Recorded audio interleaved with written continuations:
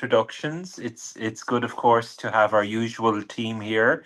But this evening, I'm delighted that we have a really exciting guest speaker, and that's Tony Lloyd. And Dr. Lloyd is an internationally renowned speaker, consultant, trainer, author, and campaigner who has been a pioneering advocate for a neurodiverse paradigm in health, education, and business. Tony is the MD of his own consultancy and an associate of Neurodiversity Training UK. A counselling psychologist, Tony is a specialist in ADHD in health and education, mental health and addictions, working with clients across all sectors and those working in the performing arts and television. Tony continues to provide training for the UK National Health Service, the private sector, and businesses globally. Dr. Lloyd is also known for his work as the former CEO of the ADHD Foundation, a neurodiversity charity from 2011 to 2024, and the Anthony Walker Foundation from 2009 to 2011. Tony's work in enabling numerous charities in the UK and internationally include the Gene Kelly Legacy in the USA, and currently, Tony is chair of the Cornerstones charity. He has acted as a consultant advisor for several documentaries, including Inside Our Minds with Chris Packham, television drama productions, TV, news, and radio, as well as theatre and other public events. Tony is currently working as the interim Chief Operations Officer on a long-term project with the United Nations affiliated global NGO, the Institute of Neurodiversity. And people here will know about our partnership as well with the Institute of Neurodiversity in terms of promoting this Masterclass series. So without further ado, I'll hand over to Tony, and I look forward to sitting back and relaxing and enjoying this talk this evening as we head into spring. Thank you, Tony. Thanks a lot, Timmy. Right, I'm just going to share my screen. You need to make me co-host again, Beth. Okay, we'll do it. Well done.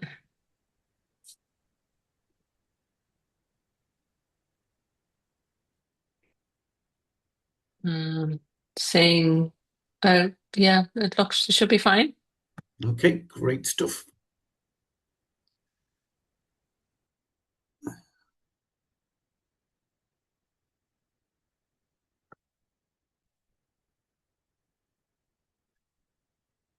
Okay, can you see that? No, not at the minute. Okay, let's come back to...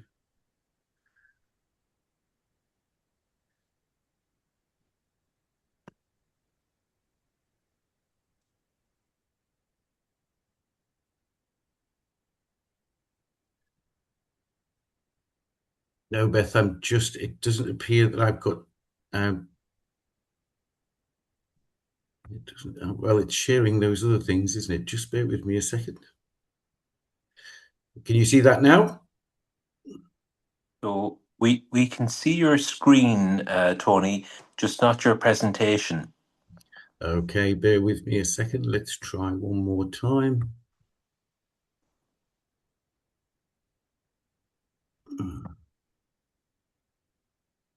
Can you see that now? Yes, we can. Great. Perfectly. Good stuff. Thank you. We're wonderful. We're off. I love technology when it works.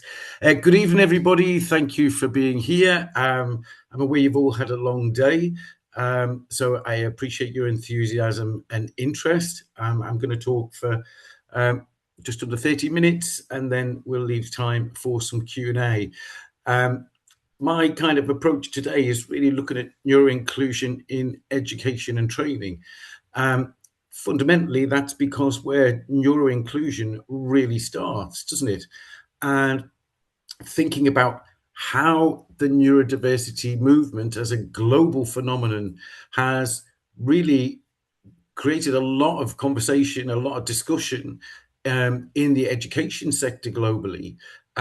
because it challenges certain historical notions of what intelligence is or ability is, and indeed how we measure it, which obviously is going to be something that's quite pertinent to an esteemed educational institution such as UCD.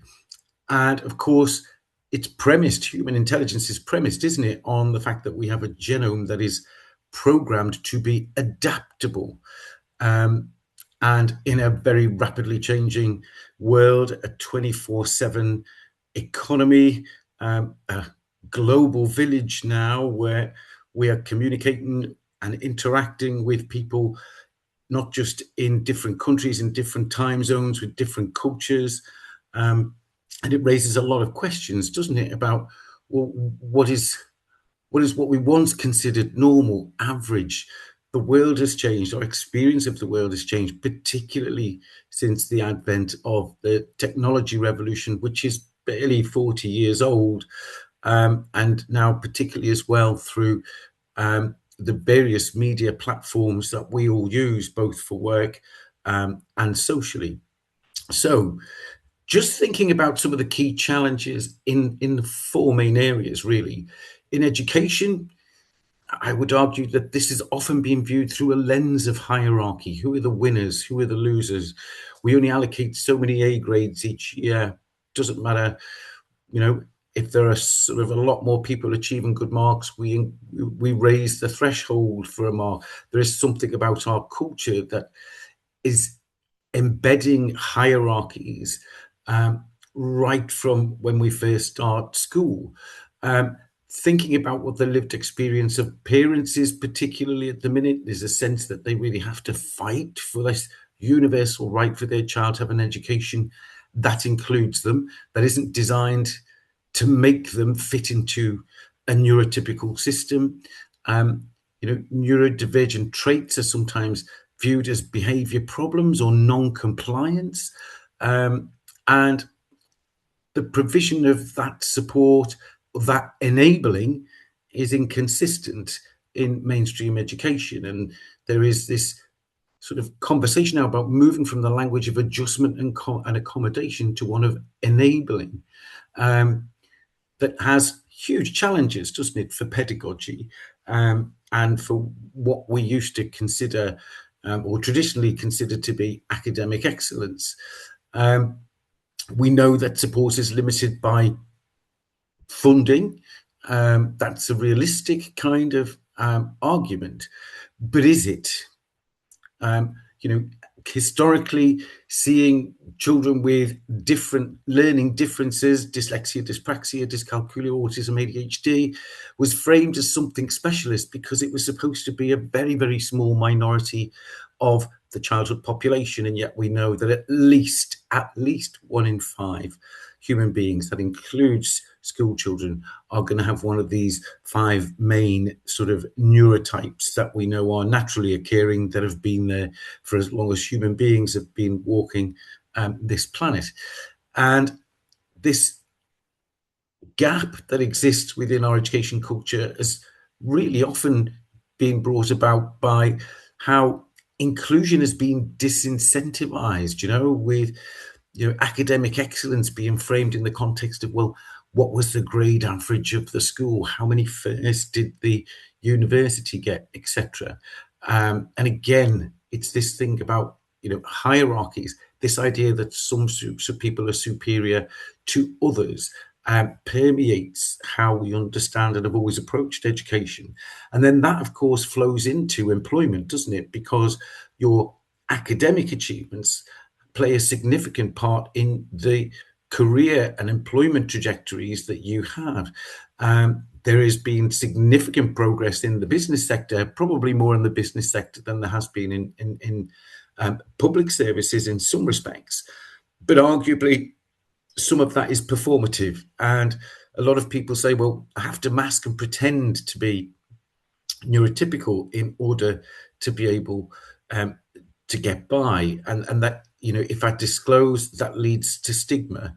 And then from an organizational point of view, there's a lot of one size fits all neurodiversity schemes, rather than it being a cultural shift that often any kind of workplace adjustments or accommodations require medical validation, and inclusion framed as policy, not culture, means that often there's a disconnect between what we say is best practice and what actually happens in practice. And then, of course, there is the concern from a lot of HR specialists in businesses who are concerned about legal exposure in the context of neurodiversity and self-identifying, and where that places people in the context of the European Equalities Act.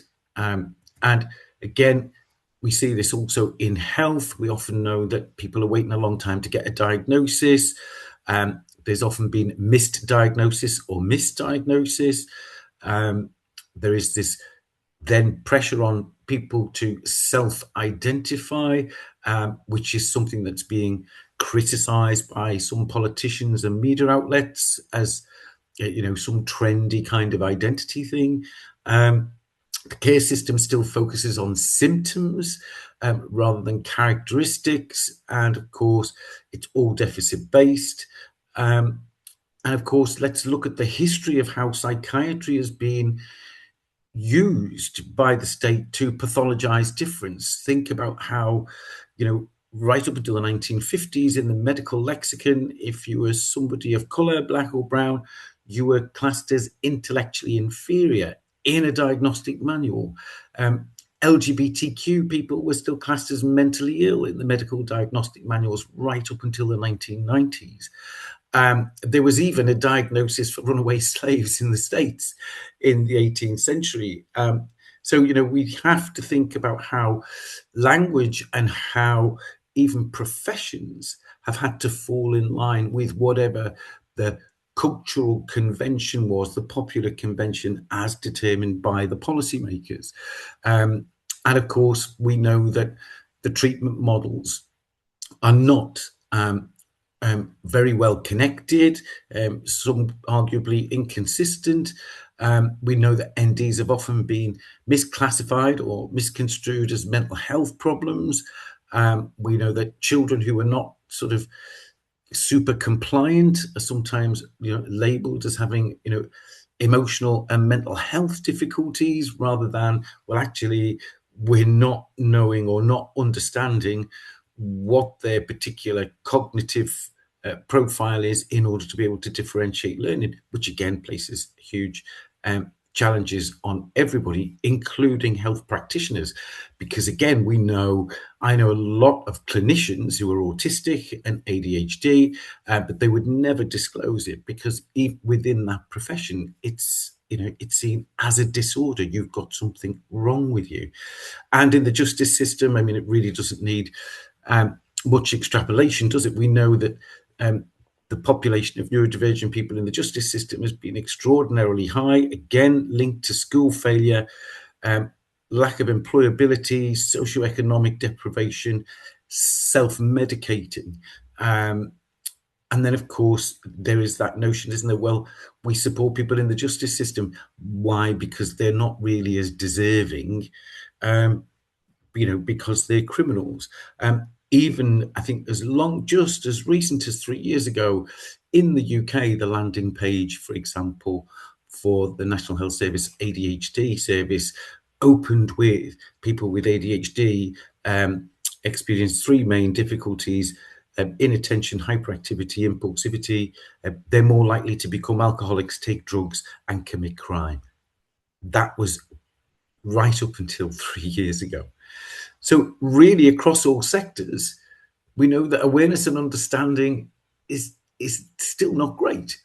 And while it's certainly got better, and particularly in the past decade, which is a wonderful thing, that we're still in this awareness. But again, it's what does awareness mean? What do we do with it?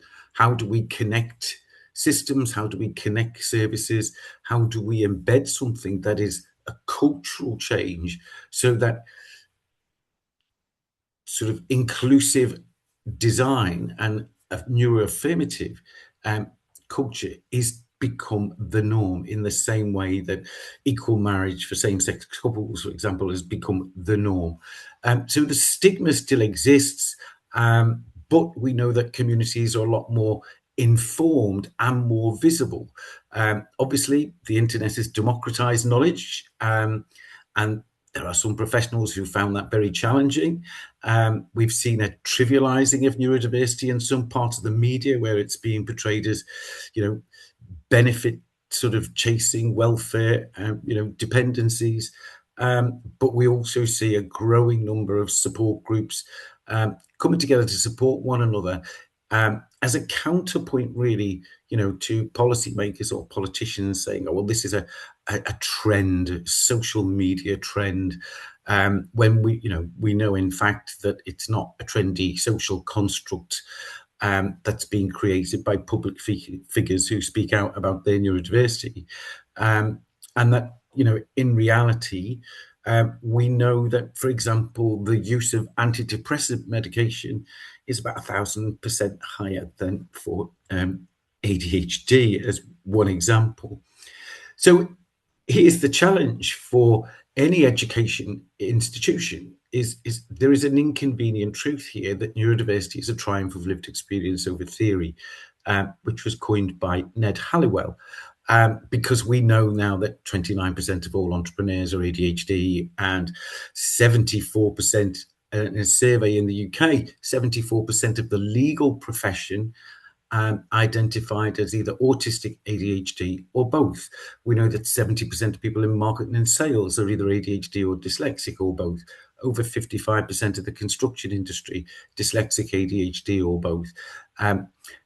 Estimated over 50% of engineers are autistic. I mean, we could go on and on and on. The reality is, neurodivergent minds have existed in every profession, in every class, of every colour, in every faith, in every community, as I'm sure they have done in University College Dublin.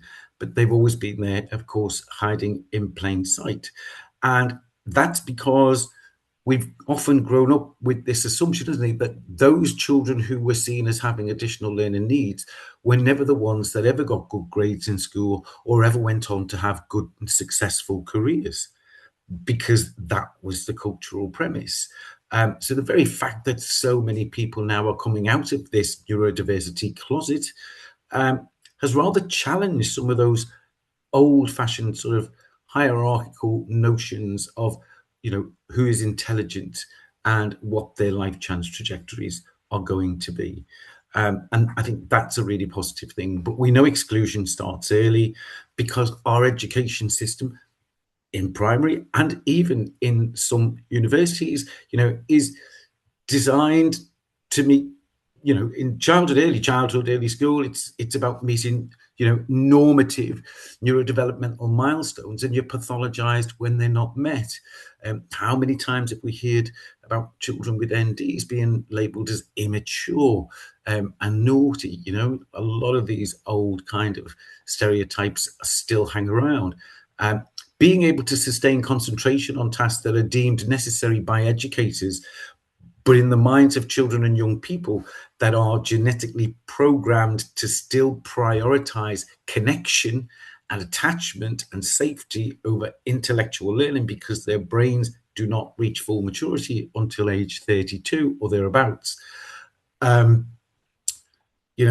this assumption, well, the child sits still, we give them lots of knowledge, they do well in exams. If they're not doing well, it's not because of the curriculum, it's not because of the teaching or the pedagogy, it's not because of the school, it's because the child is either not very intelligent or lazy, or got something medically wrong with them, which was then often used as the rationale for abdicating responsibility for them ever achieving significantly good grades in our education system.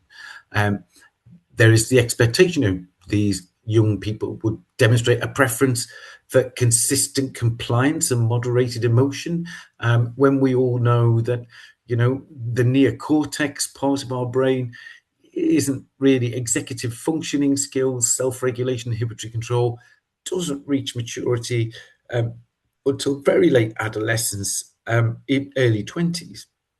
an ability to assimilate into the social dynamics demanded by the school, or indeed the university, or indeed the workplace, competent with modalities of communication, including sustained eye contact. And not holding eye contact, this is somehow seen, well, actually, it's actually in some schools carries what are called behavior points, because you can't track the teacher with your eyes. The ability to adapt to multiple hierarchical social dynamics and the unspoken cultural conventions that exist between the classroom, the playground, the workplace, home, the street in your neighborhood where you play with your friends.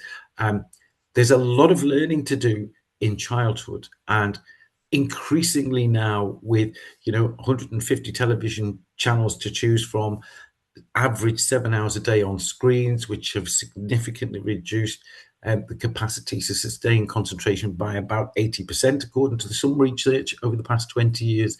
And again, how we measure things, because you could have a genius IQ, but if you have dyslexia and your spelling and your grammar isn't great, then of course you're going to lose significant grade scores. And there are some schools who don't want children who are going to impact on their grade average. So these are the kind of things that really kind of determine how exclusion and marginalization and disadvantage happens, sometimes in very nuanced ways, not just overt ways. But the obstacles are systemic, they're not diagnostic.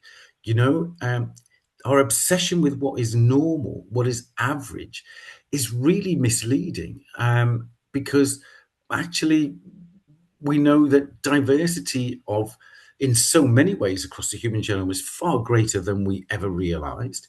And that, we really need to stop framing any kind of inclusion models as some kind of indulgence that encourages dependency. We know that there is a wealth of evidence out there. We know that human beings' brains are barely formed when they're first born, because they are designed to be incredibly adaptable and grow in response to the context that we find ourselves in, sometimes multiple contexts, so that we are able not just to adapt our genome over evolutionary kind of millennia, but we're able to adapt the environment so that it works in an optimum way for us. The context matters. There's some really fascinating discussion going on now about what is now being called embodied cognition, which is this complex interaction between the environment and the individual's neurophysiology, neurobiology, and how that's impacting on the development of our potential for intelligence. The diversity here is not about a deviation. It is about this fundamental need and incredible capacity as this wonderful self-replicating, constantly evolving, epigenetically kind of responsive genome. Neurodiversity is a biological fact. Neurodivergence is, in fact, the social construct.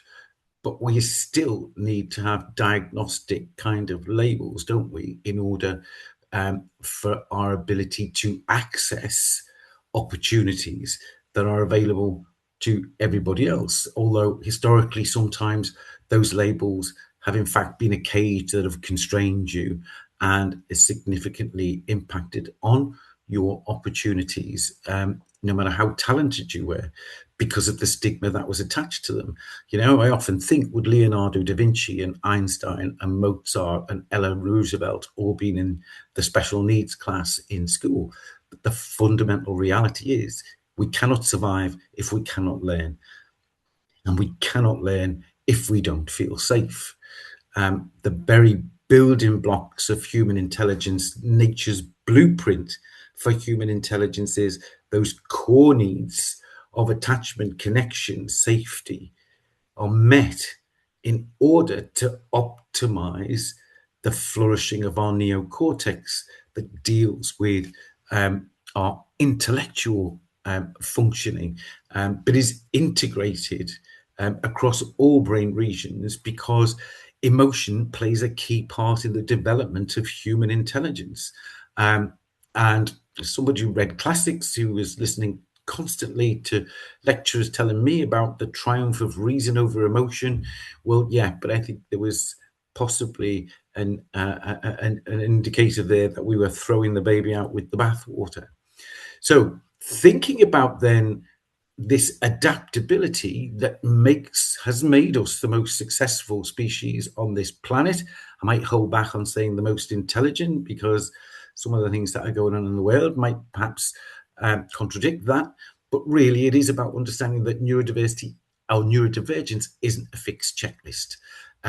We are living, shifting constellations of traits that are interacting with our environment all the time, and therefore our evolving brain, the kind of synaptic connections that are being formed in our brains and nervous systems, are an ongoing thing, but they are accelerated in early childhood and late adolescence, and indeed throughout our 20s.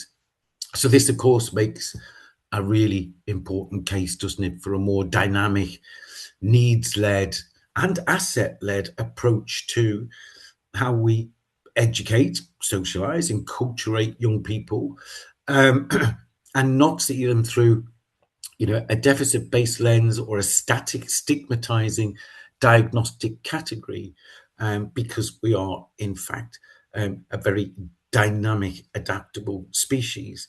We are a different person to the one that we were a few years ago, and certainly in adulthood, we are radically different to who we were in childhood. And of course, we see evidence of that in all the very successful people who have very successful careers, who failed in education. And for those that didn't fail, because remember, 90% of people were never identified, then you have to think the research that we've had, where we've looked at like longitudinal data to tell us what the life chance trajectories were of people with ADHD or autism or dyslexia, are somewhat skewed now that we're recognizing, well, if 90% of people were never identified, then how do we know that longitudinal data applies to everybody? And actually, are we now really grasping that all of these neurotypes are much broader spectrums than we realized, and that actually that those spectrums carry some distinct and unique assets that have enabled adults to choose lifestyles and careers that have really played to their cognitive strengths. But of course, that's a choice that children don't have. And as a consequence, that's why a lot of children and young people have experienced school as something a bit traumatic rather than enjoyable or formative. So inclusion, of course, requires consistency, predictability, accessibility, and psychological safety. So what does that really mean then for University College Dublin? Because again, we have students, the brains of young people have changed significantly because of the access to technology that they've had. We had a survey 3 years ago where 53% of Gen Z young people identified as neurodivergent, but not necessarily as disordered or disabled. What do we do with that then? Because if then potentially half of the schools, half of our universities have young people in them who identify as neurodivergent, diagnosed or not, what does that mean for how we design our education systems? What does it mean for the culture of our educational establishments, whether it's a nursery, a primary school, a senior school, a university, or indeed, a technical college where apprenticeships, etc., are learned, where there is more on-the-job learning. We're seeing lots of changes in higher ed, aren't we, around, work-based degrees. We've seen work-based postgraduate qualifications for 3 decades now, but now it seems to be more and more common. And there is kind of one of the issues for industry, isn't it? Because there's been this conversation: what is education for? Is it about preparing young people to be psychologically healthy and adaptable, enthusiastic, curious, lifelong learners? Is about preparing them to make a successful transition to adulthood. It is about preparing them to be active, responsible citizens and perhaps one day parents themselves. Or are we only using success indicators that are siloed in relation to, well, are their grades okay? Is that the only measure in terms of what our education institutions are giving students as they make that transition into adult life if they're young graduates?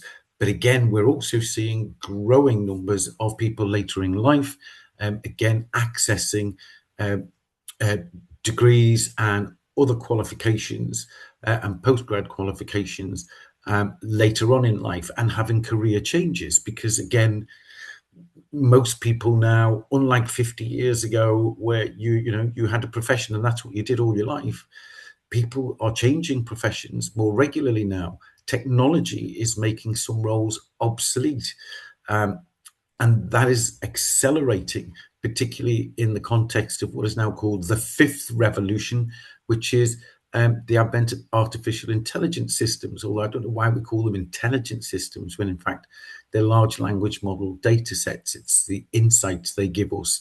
Arguably, it's how we interpret them and use them that defines intelligence. I'm open to be challenged on that in the Q&A. And how are we going to change the frameworks that, even in a subtle, nuanced way, almost demand neuronormative models of learning and assessment, and without necessarily compelling you to conform to something that is neurotypical? And I'm not actually a fan of dichotomies like neurodivergent and neurotypical. I don't think they help. I don't even like the word neurodivergent because, again, the etymology of the word means deviating from the norm. I've been quite consistent about that for many years. But again, thinking about, the theory of embodied cognition, and why do certain hierarchies kind of feel uncomfortable about recognizing that actually the environment does play a far greater role in the flourishing of your intelligence than perhaps we realized? And maybe that's got something to do with kind of a slightly sort of Darwinistic, maybe even slightly eugenicist notion that, well, some people are just born genetically / intellectually superior to others, when we know that it's really not that simple, is it? It is about opportunity. It is about equity. It is about equality, but it is about recognizing that, intelligence and the achievement of your potential in education should not just be something that is based on, whether you come from a financially comfortable middle class background or whether you went to a private school, for example. We come back to connection, this word connection, all the time. So for university staff as well as students, there is an imperative here, isn't there, that you are all listening to each other and influencing policy through co-produced education, and in every sense of the word, what that experience is, because we are moving away from this idea that our success indicators are just about, well, how many firsts we got, or how many students achieved a master's degree. It's got to be richer than that. And I think this is happening, and I think the world is going to be a far better place for it. Thank you very much. Does anybody have any questions to ask? So, Tony, thank Yeah. you ever so much for a really wonderful talk. I mean, a lot of new ideas, and I must say, any ideas. I hope I haven't frozen there, but I must say, a lot of new ideas, and any ideas which are out there. I think you were able to express them in a very thoughtful and a very, I think, insightful way. I think all of your experience that we outlined in the bio at the start was coming to bear, and as well your articulation I thought was really excellent. Um, Now I know that Ken and Beth may have some questions, but just to get everything flowing, I have a few little observations just as you were speaking. I really liked again the style of expression where you spoke about the lens of hierarchy, the lens of utility, and so on. I thought that was really, really nice. Um, just towards the end, then, I when you spoke about inclusivity and assessment, um, in recent times, I've completed universal design for learning, and I'm Yeah. just wondering, from an education perspective, when we talk about assessments, Mm, end of year or end of course assessments, choice seems to be an important component around inclusivity. But from your perspective, is there anything else you would add to help educators produce assessments which are more inclusive and are not premised on a neuronormative mm, mm. concept? I mean, I think the issue of choice is a good one, but I think again, it's that we have for many decades kind of it's kind of the so-called gold standard was a quality of academic writing on a published paper, wasn't it? Um, and yet we know that you can be a brilliant academic and have lots of degrees and be someone like me who just can't boil an egg. It's about what we're assessing, isn't it? Not just how we assess. It is about Mm. what we're assessing. And I've done some work with some extraordinarily talented musicians, Timmy. Um, at Royal College of Music in London, where you had PhD students who were at risk of failure, despite the fact that they were a concert cellist um, and a concert violinist in a very famous orchestra, that they were potentially going to fail their doctorate because actually one of them was really severely dyslexic, and there was an element of written work that was just going to fail, that would have failed them. And they for the first time they really had to explore whether that could be done as an oral rather than as a written piece, and you know and recorded and assessed that way. And there was another, again, extraordinarily talented musician, um, also a cellist, who was ADHD, autistic, but also had aphantasia and dyscalculia. He couldn't read music. And I asked him, how did he remember so many pieces? Particularly when he was working with different conductors and things. And he said, well, when I'm closing my eyes and I'm concentrating, I see shapes. So his brain was converting musical notes and rhythm into trigonometry, which is, I just thought, was an extraordinary thing that I've never heard of before. Um, and maybe they are really left field examples, but I think perhaps given that we know that all these things are on spectrums and that they are fluid and that context matters, I think the idea of um, assessments is that the gold standard is that it's not fixed and that it needs to be something that is flexible and that is about enabling people to demonstrate their competency, their skill, their learning, their knowledge, and their potential. Um, in a more diverse way than we have done historically, and not see that as in any way a dilution of academic excellence. Sure, and I'll make one final comment prior to, because I see questions coming in, which is great. But I really wish that our primary, secondary, and tertiary Yes. education systems would be able to adopt that flexibility you speak of, because Yeah. there's so many people with exceptional kinesthetic ability, exceptional mechanical ability, and sometimes akin to the examples you've just given. there isn't enough room to celebrate or acknowledge that.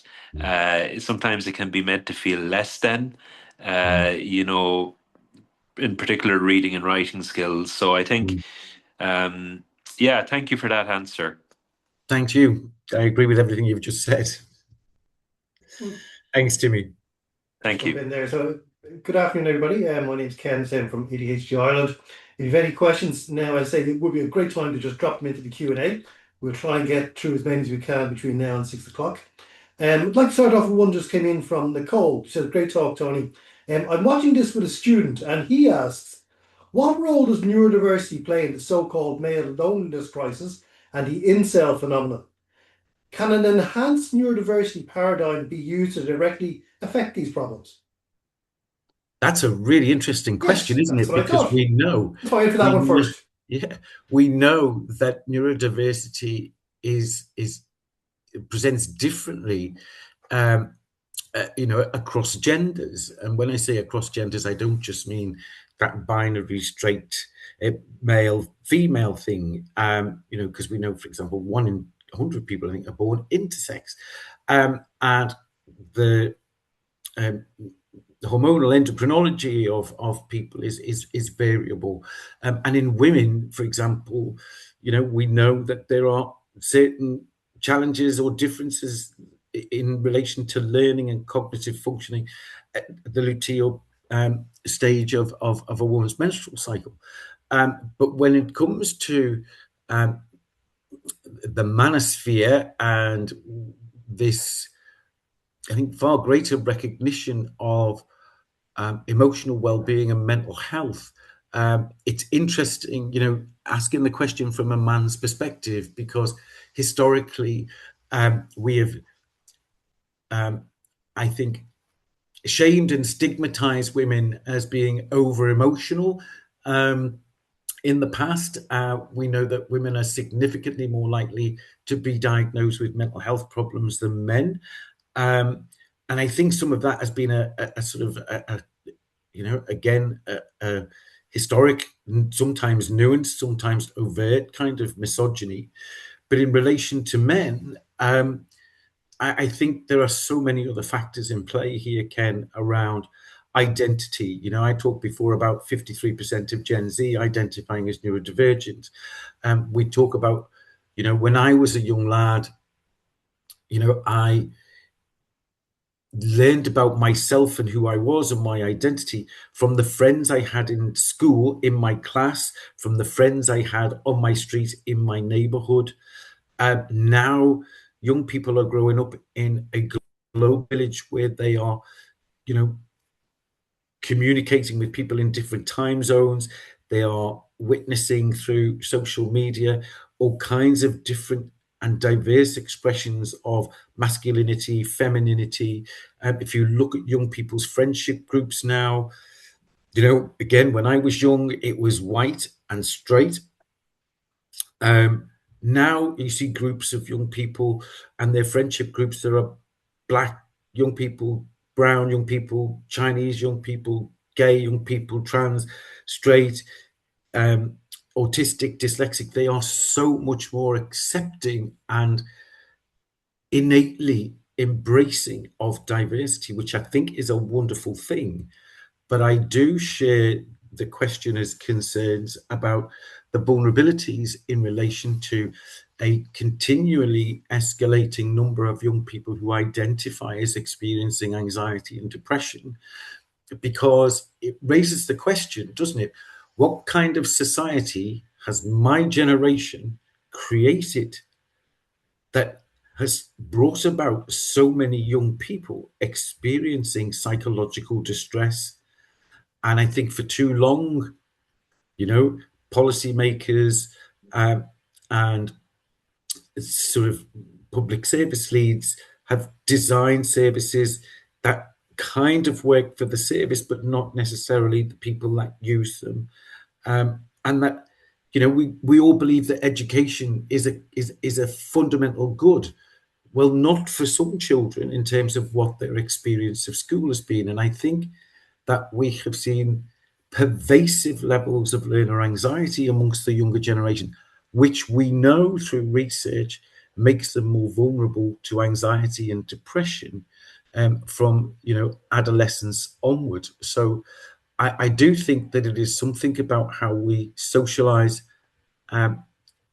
enculturate, parent, and educate young people that there seems to me to be paradoxically this very enlightened generation of young people, but perhaps also more troubled than any other generation of their age beforehand. Okay.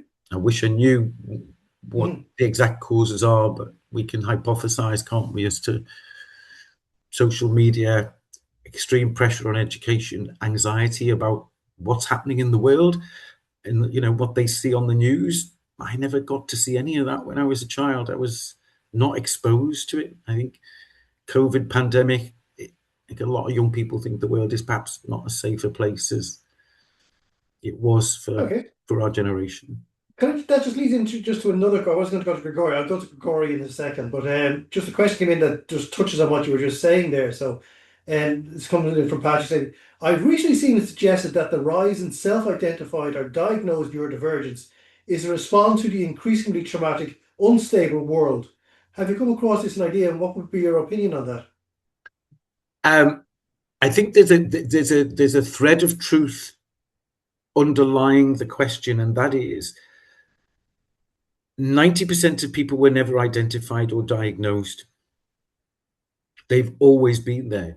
The fact that they are more visible now is, one, because of greater awareness, and obviously the work that organizations like ADHD Ireland do and all the other NGOs that have been advocating for better understanding and inclusion and opportunity for people who are dyslexic, autistic, dyspraxic, whatever it might be.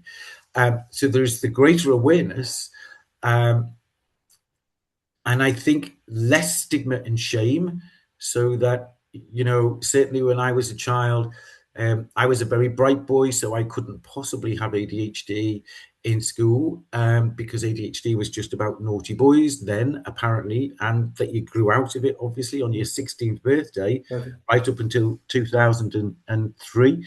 That I also think that for the world that we live in now, the demands of the environment on young people and the overwhelming amount of knowledge that they have access to, not all of it wise.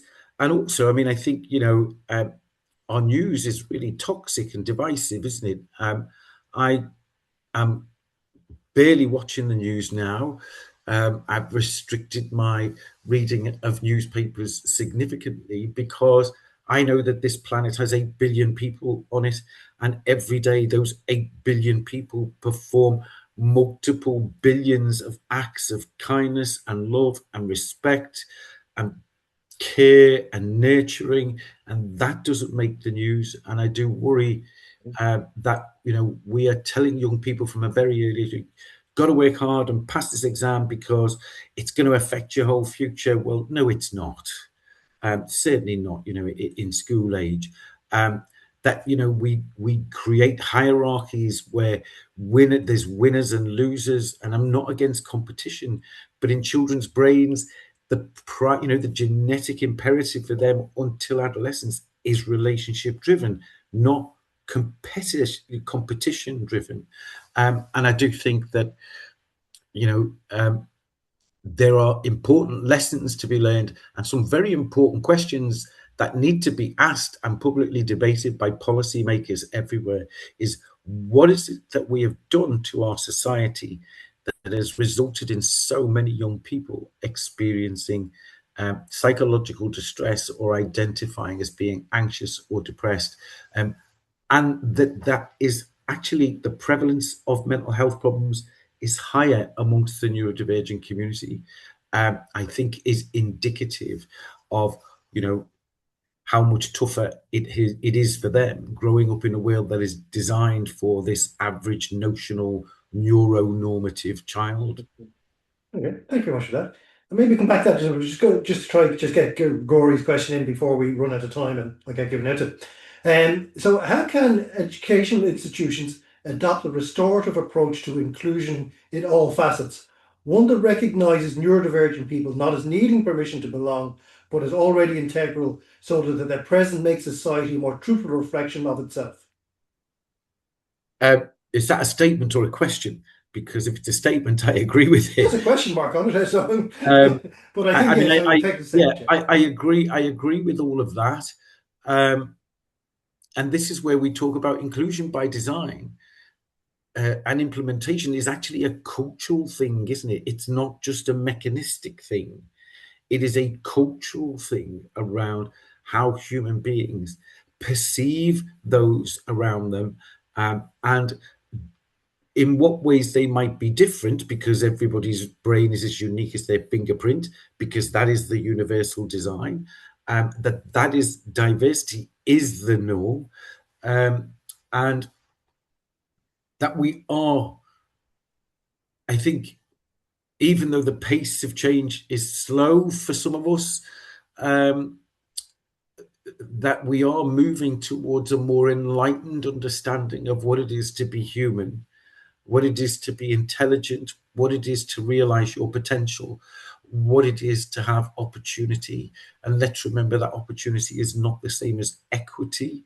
And that has significant implications for the political ideology, doesn't it, around how much taxes we pay to create environments that optimize people's development and potential.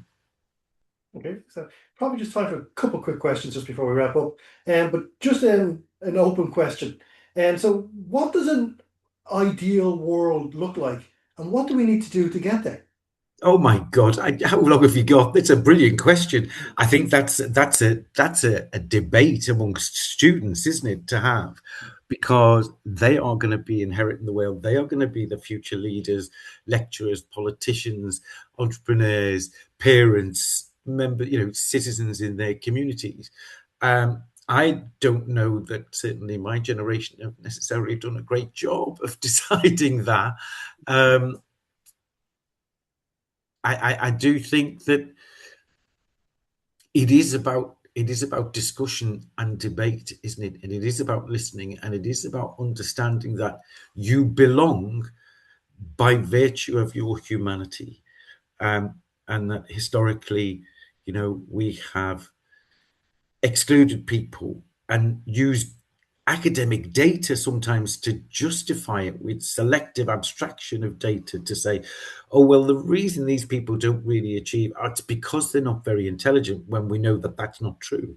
Or the reason those more people of color were in the prison system was because, that's something about their genetic profile, because that's what the research used to say. It was fundamentally racist.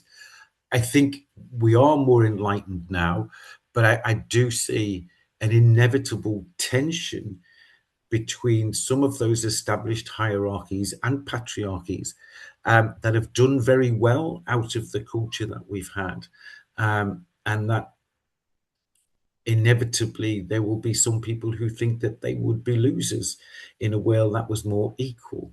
I don't know. I could reflect on that one for hours and hours, and I'm still not sure I would know exactly what the answer was. Safe to say, I think we've got to give young people much more of a say and much more agency in how the world develops. Just so we probably just 2 minutes. I would just jump in one quick question before we need to wrap up. And it's a question statement coming in from Linda. We need teacher training colleges to teach about neurodiversity and inclusion as part of their courses. We also need university training to be incorporated into psychotherapy and counselling training. So many of us are told that our traits are trauma. Absolutely right. Couldn't agree more. It is beginning to happen. It's not happening quick enough for some young people, but it is beginning to happen. And again, that's because of, enlightened, visionary, pioneering individuals and organizations. And it's interesting. I'm sure you'll probably appreciate this final comment, Ken. Policy isn't made by the people in government who write those policies.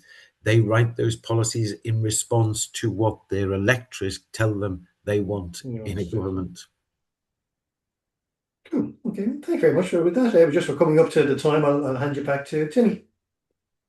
Sure, and we seem to be having a flurry of queries coming in. Great. Just a quick one here, and I'll summarize. Top-down versus bottom-up change. If we're working on the front line, Tony, how can we influence that change when perhaps assessment and other policies are set by strategic think tanks and government? I think we have to challenge those strategic think tanks and government. And if government have a reason as to why things can't change, they need to be candid and honest about why they can't change, even if they are, that is a fiscal reason. It's like, we can't afford at this stage to invest in expediting those changes. But then that calls for another debate, doesn't it, about, well, actually, are we as a society prepared to pay more in taxes in order to create the society that we have?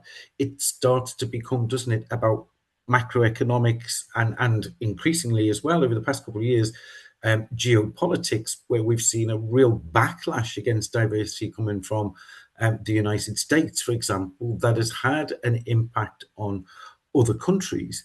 So I think having a voice, but having the courage to put your head above the parapet, but to do that in a respectful way, and to hold politicians and governments to account at the ballot box. But actually, we can't just have a vote once every 4 or 5 years and see that as our voice. That's an ongoing conversation that needs to be had all the time. And I would hope that university chancellors and vice chancellors and professionals, as well as student bodies, are constantly providing information and feedback and writing to their government representatives to say, this needs to change. This is the kind of island I want to live in. These are the kind of things I want to have as an opportunity and as an environment for my children, my friends' children to grow up in. We're not going to get anywhere, are we, if we just think that, well, we can't do anything because the law says this.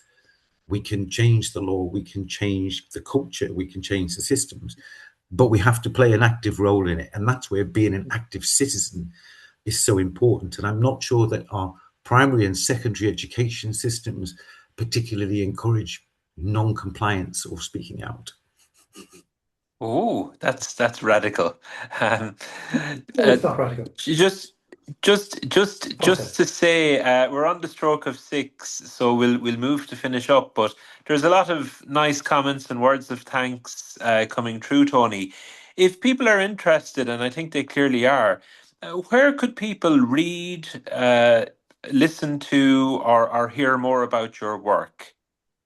There's 2 websites. One is neurodiversitytraining.uk. The other one is drtonylloyd.com.